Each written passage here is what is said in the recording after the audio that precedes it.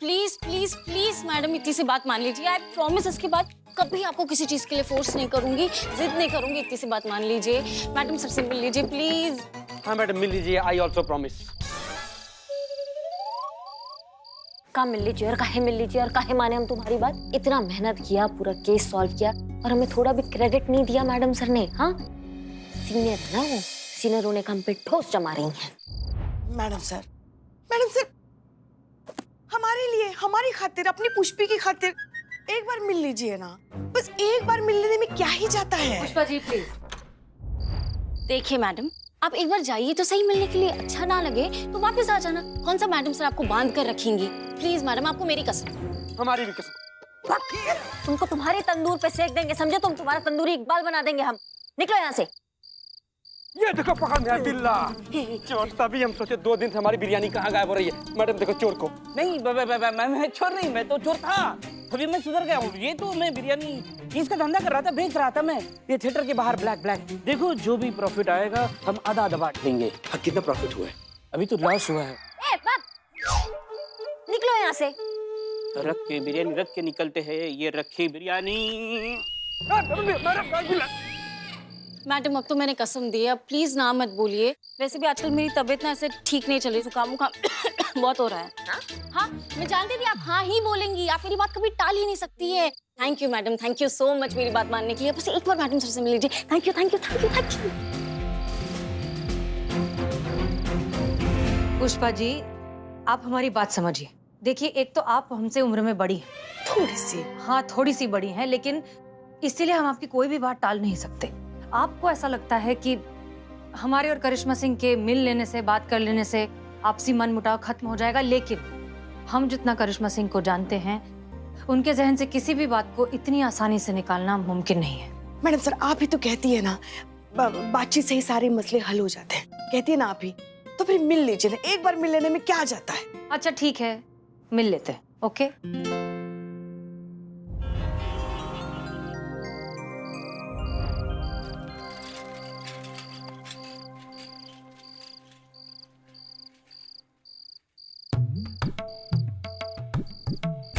Madam sir को सही पता दिया था ना आपने, तो अब तक आई क्यों नहीं। अरे बस आती होंगे, तुम डरो मत।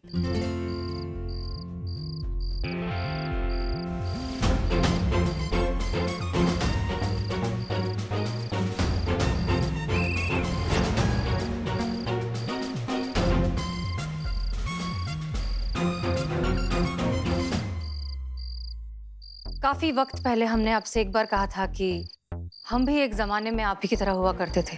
हर छोटी बात पर गुस्सा, मारामारी, वायलेंस। हमारे लिए एक स्लोगन भी फेमस था कि अच्छे अच्छों को आ जाए पसीना, जब अपने पर आ जाए हसीना। जी याद है। वायलेंस की जगह जज्बात ने कैसे ले ली, आज हम आपको बताते हैं कैसे। रतनपुर थाने में हमारी पोस्टिंग थी। वहां एक रात अचानक हमें एक फोन कॉल आया कि पासी के झुग्गी झोपड़ी के कुछ बदमाशों ने एक मेडिकल स्टोर पर कब्जा कर लिया है। बंदूक की नोक पर उन्होंने वहां के मैनेजर को, स्टाफ को, उस मालिक को, सबको हॉस्टेज बना लिया है। हमें बहुत गुस्सा आया। हमारे पास जो भी अवेलेबल फोर्स थी उसे लेकर हम गुस्से में वहां पहुंचे। मेडिकल स्टोर के अंदर घुसे और घसीटते हुए उन सारे लड़कों को बाहर लेकर आए। चार्जशीट फाइल की और उन्हें जेल भी भिजवा दिया। जब हम उन लड़कों को घसीटते हुए बाहर ला रहे थे ना, उनमें से एक लड़का बार बार हमसे कुछ कहने की कोशिश कर रहा था, लेकिन ऑफ कोर्स उस वक्त हम इतने ज्यादा गुस्से में थे कि हमने उसकी एक भी बात नहीं सुनी। कुछ दिनों बाद हमारे पास ये खबर आई कि उनमें से एक लड़का, उसकी मां बीमार थी, किसी ने उसकी मदद नहीं की। इस बात से गुस्सा होकर उसके दोस्तों ने यह तय किया कि हम कहीं से एक हथियार उठाएंगे और उस दवाई को मेडिकल स्टोर से चोरी कर लेंगे। लड़के तो जेल चले गए, लेकिन दवा ना मिलने की वजह से उस लड़के की मां की मौत हो गई। अब हम सोचते हैं तो हमें लगता है कि ऑफ कोर्स हम हमारी ड्यूटी कर रहे थे। अब आज भी यही सोचते हैं कि काश उस वक्त थोड़ी सी देर के लिए हमने अपने गुस्से पर काबू कर लिया होता तो आज उस लड़के की माँ जिंदा होती। करिश्मा सिंह, हम आपकी बहुत परवाह करते हैं, इसलिए हम आपको इतना समझाते हैं, कहीं आपको उस दर्द से ना गुजरना पड़े जिससे हम गुजर रहे हैं। हम समझ रहे हैं मैडम सर, आपका डर भी और हमारे लिए आपकी चिंता भी। पर बात जरूर हमारे रवैये से शुरू हुआ था, लेकिन चोट आपके रवैये ने हमको बचाई है। अच्छा, और उसके पहले सड़क पर मारपीट किसने की थी? हमने।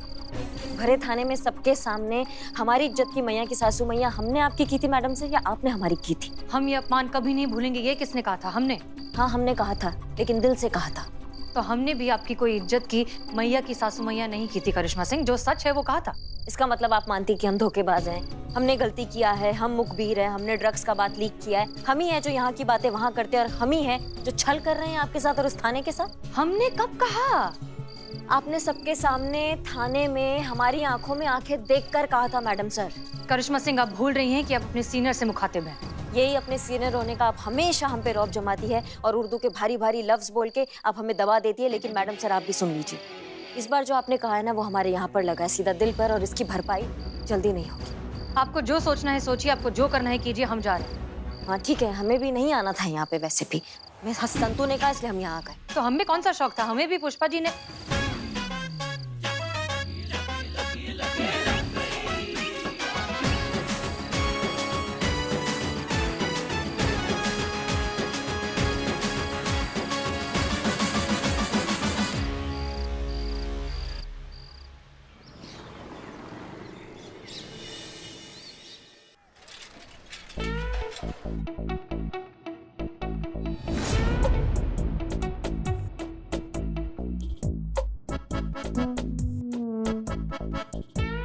अरे क्या मुंह बना रहे हैं दीवान जी, क्या हुआ? 200। अब ये मशीन देखा तो उनकी याद आ गई। याद आ गई मतलब दीवान जी? अब कहाँ रहे? सॉरी दीवान जी। अरे नहीं सर, शानपुर से शिफ्ट हो गए, फरीदाबाद चले गए। फूफा तो है अभी। दीवान जी, आप मेरा बीपी चेक कर रहे थे ना? चेक तो कर रहा हूँ सर, पर यहाँ जो देख रहा हूँ ना, बिल्कुल सही नहीं है। खत्म, डेड। क्या बात कर रहे हैं दीवान जी? क्या खत्म, क्या डेड? सर ये मशीन खत्म, काम ही नहीं कर रही है।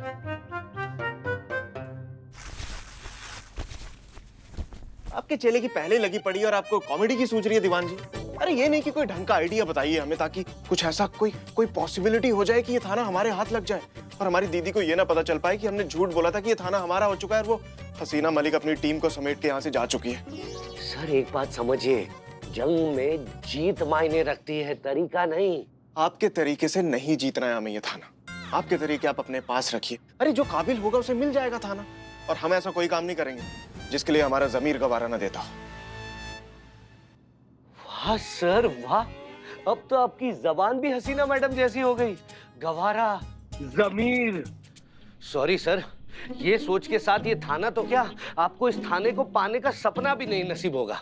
दीवान जी शायद आप भूल रहे हैं, लड़ाई थाना हासिल करने की नहीं, इन औरतों को एहसास दिलाने की है कि हम मर्द भी कुछ हैं, हम भी बहुत कुछ डिजर्व करते हैं। दीवान जी ये लड़ाई है अपनी आइडेंटिटी प्रूव करने की, और हम ये करके रहेंगे। आप जाइए, हमें कुछ सोचने दीजिए, हमें कुछ करना पड़ेगा।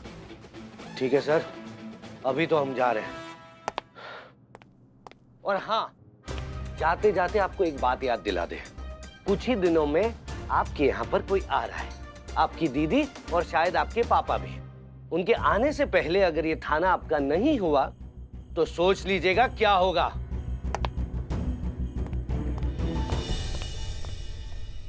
हसीना मैडम कहाँ है?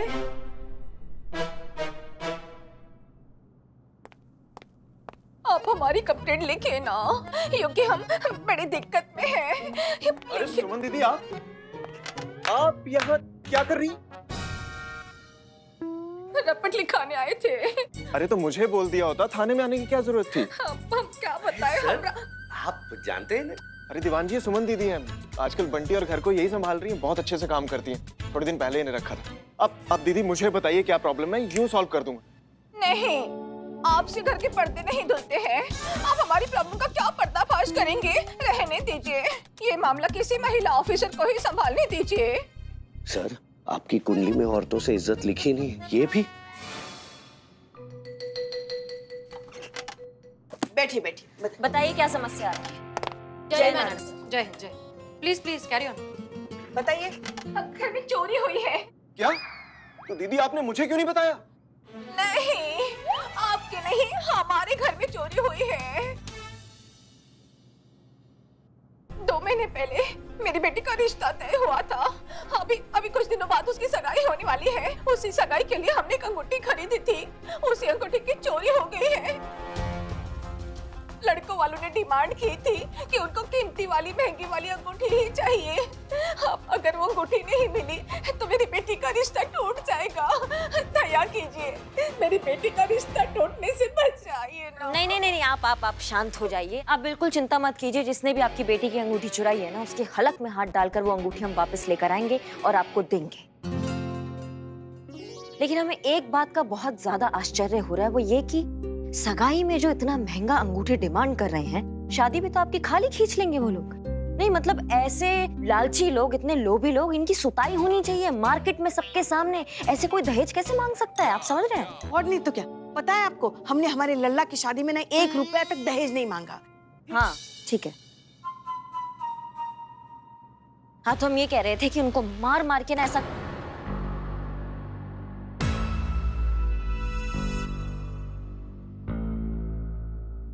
मतलब आपकी बेटी का पूरा जीवन का सवाल है, तो इसलिए हम थोड़ा मतलब बीच में ऐसे दखल नहीं कर रहे थे, सिर्फ पूछ रहे थे आपसे। आपको किसी पर शक है? कोई आपका दुश्मन या फिर कोई घर का सदस्य जो ऐसा काम कर सकता हो? नहीं। यही तो समस्या है। सबसे ज्यादा पीड़ा वो इंसान दे देता है जिससे आप मलहम का उम्मीद करते हैं। आपके भरोसे का ना पुंगी बजा देता है वो इंसान, और वो इतना असहनीय दर्द होता है ना कि कोई भी मलहम उसका इलाज नहीं कर पाती है।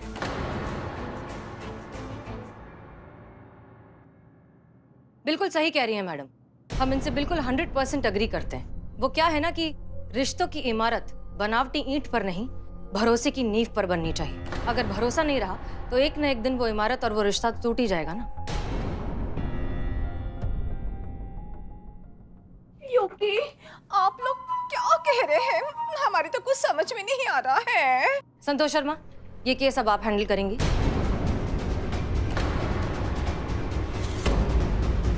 तफ्तीश कीजिए और देखिए क्या पता चलता है।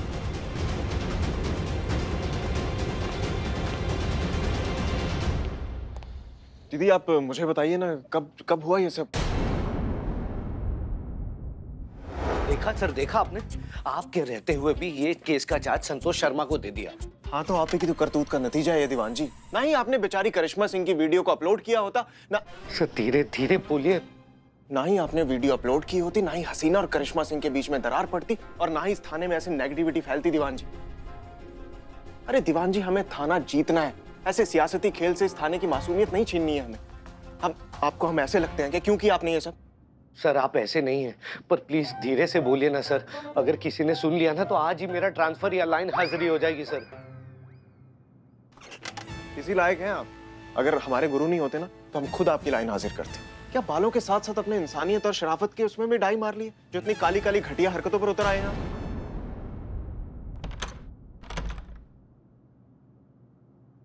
सर नीचे है वो फाइल। सर देखिए सर, हमें नहीं पता था कि बात इतने आगे तक बढ़ जाएगी।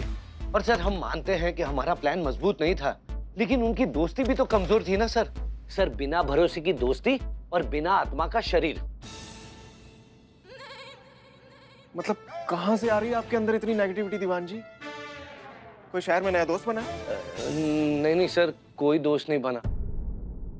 सर हम मानते हैं कि हमसे गलती हुई है, बहुत बड़ी गलती हुई है। गलती नहीं दीवान जी, पाप कहते हैं इसे। हाँ ठीक है सर, पाप ही कह लीजिए। पर सर इस पाप को धोने के लिए हमारे पास एक बहुत ही बढ़िया आइडिया आया हुआ है सर।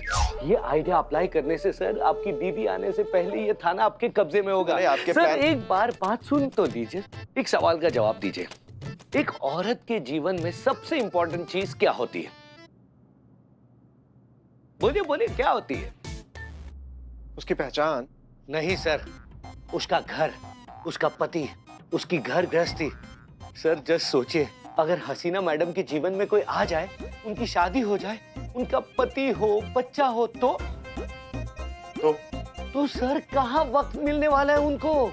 कहाँ वो बेफिजूल की थाने को जीतने की लड़ाई लड़ने वाली है? तो सर अगर एक बार अपना पति, अपना बच्चे उन सब में बिजी हो गई तो क्या क्या दीवान जी? तो सर आपको बस इतना करना है कि आपको हसीना मैडम को शादी के लिए मनाना है। अगर एक बार हसीना मैडम की शादी हो गई तो हमारे रास्ते से हमेशा के लिए कांटा साफ और ये थाना पूरा आपके अंडर में।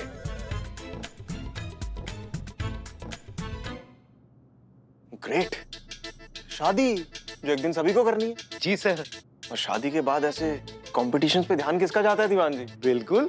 और एक बार शादी हो गई तो कौन ऐसे पचड़ों में पड़ेगा ना। Right sir. अरे इसे कहते हैं ना पॉजिटिव प्लान। अरे अब तो मानिए, कोशिश करें तो कुछ अच्छा सोच सकते हैं आप। तो मतलब अगर दीदी के आने से पहले हसीना मलिक की शादी हो जाती है तो वो जाएंगी हनीमून अपने पति के साथ, और पापा और दीदी की नजरों में इस थाने का अकेला सच्चो होऊंगा मैं। अरे दीवान जी, इसी बात पे कुच्ची दे दीजिए दीवान जी। नहीं सर।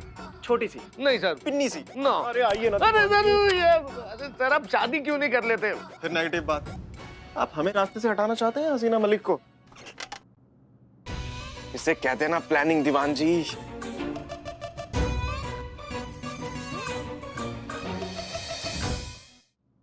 तो फाइल ठीक से नहीं रखते हैं ये लोग।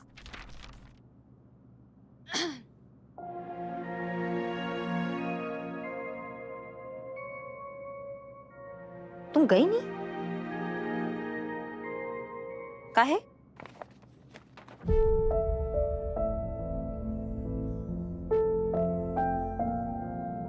क्या बोलना है? मैडम सर ने जब से ये केस दिया है ना, मुझे बहुत खराब लग रहा है मैडम, क्योंकि मुझे आप जैसा बनना है, आप नहीं बनना है। करिश्मा सिंह एक ही है और एक ही रहेगी। मुझे नहीं समझ आ रहा मैं क्या करूं, कैसे करूं, क्या स्टार्ट करूं, मैं क्या करूं मैडम? तुम सबसे पहले तो शांत हो जाओ और एक बात अच्छे से जान लो कि कोई किसी की तरह बन भी नहीं सकता संतु। ये असंभव है। अगर ऐसा होता तो हम सबके रूप एक नहीं होते। हम सब अलग अलग काहे हैं? क्योंकि भगवान ने हम सबके रंग स्वरूप अलग अलग करके हमको भेजा है, ताकि अपना एक अलग अस्तित्व है, अपनी अलग एक पहचान है, अपना अलग एक रूप है जो दुनिया के सामने आना चाहिए और जो आएगा। शायद इसीलिए मैडम सर ने तुमको ये केस दिया है संतु, ताकि तुम स्वतंत्र रूप से इस केस को सॉल्व कर सको और दुनिया को दिखा सको कि तुम अकेली सक्षम हो इस केस को सॉल्व करने के लिए और तुम किसी से कम नहीं हो। समझे हमारी बात? बाकी जब तुम ये केस सॉल्व कर लोगी तो तुम्हारे साथ कुछ अच्छा होगा तो हमसे ज्यादा खुश कोई नहीं होगा संतु। नहीं, ये समय बिल्कुल भावुक होने का नहीं है संतु। तुम इधर आओ हमारे साथ। ये देखो, ये देखो। चाची को देख के लगा था कि ये सोशल मीडिया पर होगी, और ये सोशल मीडिया पर है हमारी आंखों के सामने। पर ये हमारे लिए बहुत बड़ा हेल्प बन गया संतु, क्योंकि जब हमने थोड़ा जांचा तो हमें पता चला ये वाकई अपनी बेटी से बहुत ज्यादा करीब है और जान छिड़कती है उस पर। तो अगर हम तुम्हारी जगह होते ना संतु, तो अपनी जांच पड़ताल इसी केंद्र बिंदु से करते। केंद्र बिंदु, सेंटर पॉइंट। Centre point. हम उसके घर जाते, हम पता लगाते, आस पड़ोसी से पूछते, पूरे पुरानी खाल उधेड़ते। हो सकता है हमारे हाथ में नया अंकुर आता जो असली जड़ होता इस समस्या का। क्या समझे? समझ गई मैडम। तो फिर काम पर लगो। Love you. Love you. हे भगवान, सब कुछ जल्दी से फिर से पहले जैसा कर दीजिए। हसीना मैडम और करिश्मा मैडम को पैचअप करा दो प्लीज। कोई तो रास्ता निकालिए प्लीज प्लीज प्लीज। जाओ ना। अब जय हिंद। जय हिंद।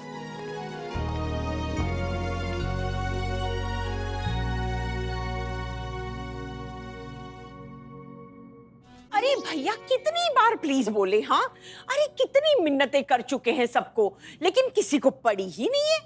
पता नहीं हसीना सबके कान में क्या बोल जाती है, सबका दिमाग ही फिर जाता है। सब लड़का ढूंढना ही बंद कर देते। प्लीज भैया प्लीज, आप तो कोई ढंग का लड़का ढूंढ के दीजिए हमारी हसीना के लिए। हाँ ढूंढ दीजिए? ढूंढ दिया मैडम। ऐसा कंचा लड़का ढूंढ के निकाला है कि लेफ्ट साइड से प्रोफाइल देखेंगे तो कहेंगे अरे ये तो ऋतिक, राइट साइड से प्रोफाइल देखेंगे तो कहेंगे अरे रणवीर सिंह, फ्रंट से अक्षय, बैक से अजय, आते हुए संजय, जाते हुए रणवीर। अरे लेकिन रणबीर की तो शादी हो चुकी है ना। इसीलिए तो जाते हुए बोला। अच्छा, लेकिन कैरेक्टर हीरो जैसा है या फिर नवाजुद्दीन? कैरेक्टर कैसा? सीधा लॉन्ड्री से धुल कर आया मैडम, एकदम बेदाग, छक सफेद, क्लीन। अरे तो इंतजार किस बात का, बात को आगे बढ़ाइए बस। बात आगे बढ़ाइए, बात आगे बढ़ चुकी है मैडम। मैंने उसे आपके घर का एड्रेस दे दिया, लड़का आपसे मिलने आपके अच्छा? घर आता ही होगा। अच्छा मिल के जांच परख लीजिए, समझ में आए तो टोकन टिका दीजिएगा। ठीक है, टोकन? अरे नेक वेक कुछ हाथ पर रख दीजिएगा, लड़का हाथ से नहीं जाएगा। अच्छा, समझ गए समझ गए। अरे घंटी बजी, लगता है लड़का आ गया। मेरा भेजा हुआ लड़का? हाँ, बाद में बात करते, वही वो आ गया लगता है। हाँ